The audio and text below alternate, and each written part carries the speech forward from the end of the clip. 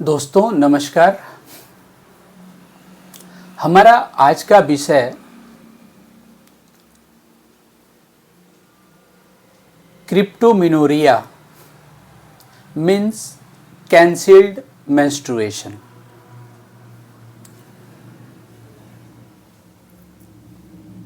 यह कुछ एक बच्चियों में किशोरवय अवस्था में ही देखने को मिलता है, जो फर्स्ट टाइम जो मेंस आता है।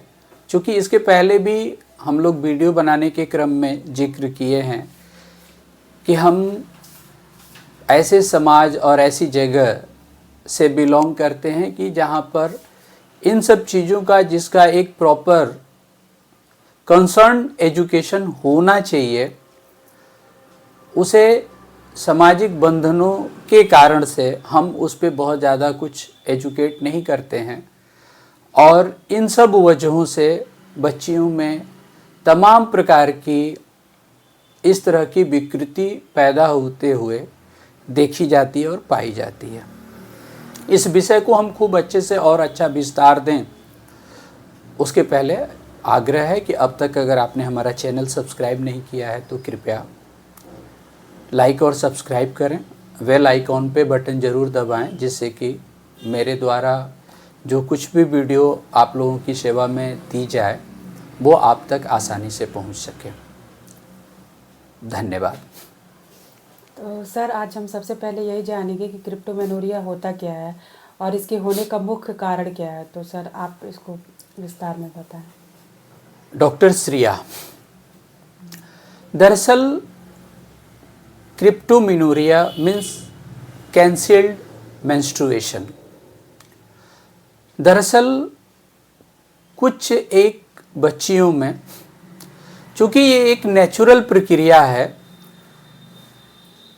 और फीमेल्स में, जो जब हम एनाटॉमिकल वे में जब स्टडी करते हैं तो मल्टीपल ऑर्गन्स और उनके डिफरेंट पार्ट्स हैं, जैसे फीमेल जेनेटेलिया से संबंधित, जिसमें यूट्रस, वेजाइना, भल्बा और भल्बा के पार्ट में लेबाइल पार्ट्स होते हैं, labia majora, labia minora, clitoris, फॉर्चेट।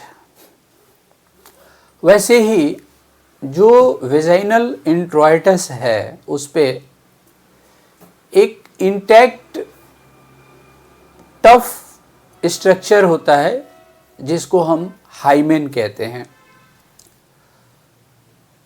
Slightly hold रहता है उसमें और समय के अनुसार वह हाइमेन रप्चर हो जाता है। लेकिन किन्हीं किन्हीं बच्चियों में ये देखने को मिलता है कि वह हाइमेन इतना टफ और एक मेम्ब्रेनस स्ट्रक्चर होता है और इतना हार्ड होता है कि वो रप्चर नहीं होता, यानी टूटता नहीं है, जिसकी वजह से चूँकि जो सेकेंडरी गोनाड्स के डेवलपमेंट के साथ जो एक प्रॉपर डेवलपमेंट्स जब आ जाते हैं तो उसके साथ ही साथ चूँकि जो हार्मोनल मैकेनिज्म है उसमें एक जो लूनर साइकिल, यानी कि 28 डेज अप्रॉक्स की जो साइकिल बनती है, जिसे हम मेंस्ट्रुअल साइकिल कहते हैं, वो लूनर साइकिल स्टार्ट हो जाती है। चूँकि लूनर साइकिल स्टार्ट होने के बाद जो मेंस्ट्रुअल फ्लो है वो फ्लो आता है। अब यहाँ पे क्या है कि हाइमेन इंटैक्ट होने की वजह से, रप्चर न होने की वजह से मेंस्ट्रुअल फ्लो तो हो रहा है और वो फ्लो वहीं पे अंदर में ही, यानी कि वेजाइनल पार्ट पे ही कलेक्ट होने लगता है, जिससे कई बार ये देखा जाता है कि जो बहुत एक्टिव बच्चियां नहीं हैं या जो साई नेचर की बच्चियां हैं, जो अपनी बातों को नहीं रख पाती हैं पेरेंट्स के भी सामने, तो उनके में देखा जाता है कि 2 साइकिल, 3 साइकिल, 4 साइकिल, हर टाइम पे दर्द, पेन भी आता है, साइक्लिकल फ्लो भी होता है, जो नेचुरल पेन है लोअर एब्डोमेन का, थाई का, बैक का जो नेचुरली होना चाहिए वो होता रहता है, लेकिन इंटैक्ट हाइमेन की वजह से वो फ्लो बाहर नहीं आ पाता है और इसी स्थिति को हम क्रिप्टोमेनोरिया या कैंसिल्ड मेंस्ट्रुएशन कहते हैं। जी सर हम ये भी जानना चाहेंगे कि अगर कोई क्रिप्टोमेनोरिया केस आया है तो उसको हम कैसे पहचानेंगे और ये कितने प्रकार के होते हैं, तो इनको कैसे समझेंगे सर, इसको आप बताएं। यस, सबसे बड़ी चीज़ है कि इसको जानने के लिए 2-3 बातें हैं। एक जो month two month lunar month पे पेन की कंडीशन बनी हुई है। दूसरा, साइक्लिकल फ्लो रहने से बॉडी में मैलिएज, फीवरिश फीलिंग, हैवीनेस होना और ख़ास करके लोअर एब्डोमेन भारी होता चला जाता है। और जब हम मैनुअल एग्जामिनेशन करते हैं लिथोटोमी पोजीशन पे तो हम ये देखते हैं कि वेजाइनल और पार्ट पे एक बल्जिंग है, यानी कि जो हाइमेन, इंटैक्ट हाइमेन है वो बल्ज किया हुआ होता है। चूँकि ऊपर से ब्लड आ रहा है और वो ब्लड क्लॉट बनाता है तो वो ब्लूइश कलर का बल्जिंग होता है और वो ऑब्जर्वेशन से पता चल जाता है। अब चूँकि फ्लो के हिसाब से और बच्चियों के